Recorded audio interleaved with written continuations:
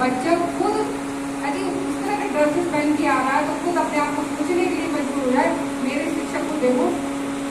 आपने पुराने जमाने में देखा होगा कि शिक्षकों का भी अपना परिधान होता था, ठीक है, बैठा जाता था, लेकिन कहने की आवश्यकता नहीं होती। तो ये हमारे शिक्षकों के व्यक्तित्व विकास को बहुत महत्वपूर्ण है। तो बहुत अच्छी बात आपने बताई। तीसरे ग्रुप से अंजना मैडम के ग्रुप से मैं पूनम मैडम को पूछना चाहूँगी कि बाहरी व्यक्ति में कौन कौन से ऐसे फैक्टर्स हैं जो प्रभावित करते हैं, क्योंकि ये प्रभावित करने वाली चीजें ये आपके बिजनेस से संबंधित है। जैसे कि मैम ने बोला है, बाहरी व्यक्ति में सबसे पहले आपका फिजिकल एपियरेंस आता है, आप किस तरह का ड्रेस पहन रहे हो, क्योंकि बच्चे भी फिर एक टीचर है वो उनके लिए एक रोल मॉडल की तरह काम करता है। और फिजिकल एक्सपीरियंस के साथ साथ जो आपके इंटरनल इमोशंस होते हैं, आपका बिहेवियर होता है, वो भी एक तरह से एक्सटर्नल रूप में बच्चों को दिखता है। बहुत बहुत धन्यवाद। पूनम मैडम ने बताया कि एक टीचर का जो व्यवहार होता है वो प्रदर्शित कर रहा है, जो सोच रहा है वो इंटरनल हो गया, जो प्रदर्शित कर रहा है, डेमोन्स्ट्रेशन कर रहा है क्लास में, उसका खड़े होने का तरीका क्या है। आज मैं जब मैं मैथ की क्लास में गई तो मुझे बहुत प्रसन्नता हुई। विजेंद्र की क्लास में गई थी, पूरा बच्चा बहुत डिसिप्लिन था और पढ़ाने का तरीका भी बहुत जबरदस्त। Really I am proud of him sir कि सर जिस ढंग से समझा रहे थे हर एक बच्चा समझ रहा था और हर एक बच्चे को धीरे चीज समझ में आ रही थी। तो ये शिक्षक का प्रभाव है, उसको अनुभव कितनी नॉलेज है या जो नॉलेज है तो वो किस ढंग से बच्चों के सामने अभिव्यक्त कर पा रहे। तो जो डेमोन्स्ट्रेशन है ये आपके बाहरी व्यक्तित्व का एक महत्वपूर्ण अंग है। मैं सेकेंड ग्रुप में प्रगति में आप बताइए और क्या हो सकता है एक शिक्षक के बाहरी व्यक्तित्व में। बाहरी व्यक्तित्व में यही कि अगर आप आंतरिक रूप से कुछ और सोच रहे हैं तो कम से कम एक्सप्रेशन में बाहर रूप से ऐसा नहीं दिखना चाहिए कि बच्चों को लग रहा है कि आपको अंदर से गुस्सा आ रही है, तो आप उस एक्सप्रेशन में बच्चों को पढ़ा रहे हो कि उनको लगे कि हम पे गुस्सा कर रहे हैं, या हाव भाव जो होते हैं कि हम कुछ अजीब तरह से मुंह बना के पढ़ा रहे हैं या कुछ, तो हमें अंदर जो भी उथल पुथल मची हुई हो उसको ऊपर से शांत रहेंगे बच्चों के सामने।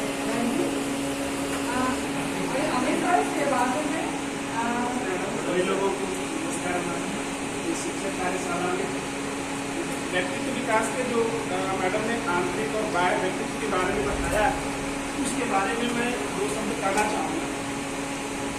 जैसे हम लोग सभी लोग सुबह जब स्कूल चलते हैं तो दर्पण जरूर देखते हैं, शीशा जरूर देखते हैं।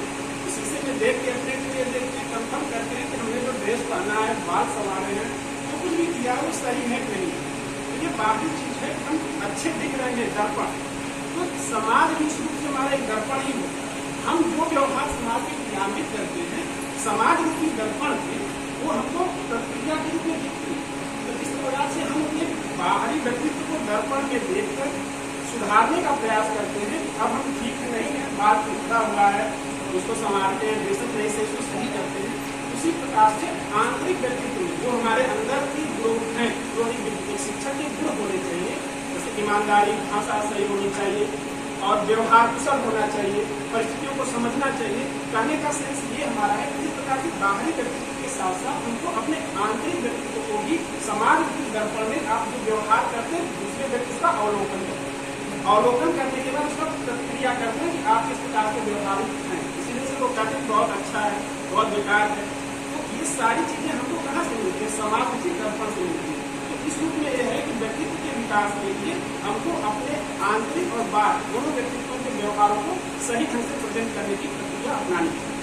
Thank you sir. दर्पण होता है क्या करता है, जब दर्पण के सामने खड़े होते हैं तो किस तरह के बच्चों को दिखाई देता है, किस तरह की स्वयं जब देखते हैं हाँ ये चीज की कमी है तो आपने स्वयं मूल्यांकन किया और उसमें सुधार किया। मनोज सर, जैसा कि हम जब बीएड करते थे तो उसमें विकास के बारे में बात होती थी कि आप शारीरिक विकास, मानसिक विकास और व्यक्तित्व विकास से करते हैं।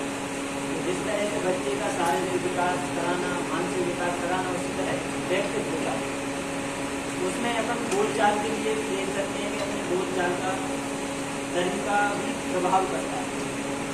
जैसे कि स्वामी विवेकानंद जब शिकागो के सम्मेलन में बोलते गए, उससे पहले पूरे दिन कई जो अपने अपने धर्म के अनुक्रम ये वो सब बोलते गए, लेकिन सबसे लास्ट में स्वामी विवेकानंद ने कहा कि मेरे अमृत भाई और बहन, तो 5 मिनट तक उस हॉल में तालियां बजती।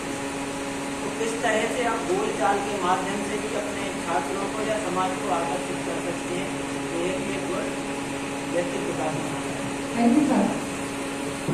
लेकिन फिर भी ये देखा हुई तो एक शिक्षक के लिए हम ये कहेंगे कि हम इन सब चीजों को सीखें कि जीवन में आप 10,000 के कपड़े पहन रहे हैं, आप 2,000 के महत्वपूर्ण नहीं है, लेकिन आप जो भी पहन रहे हैं क्या आपके व्यवसाय के अनुकूल है वो?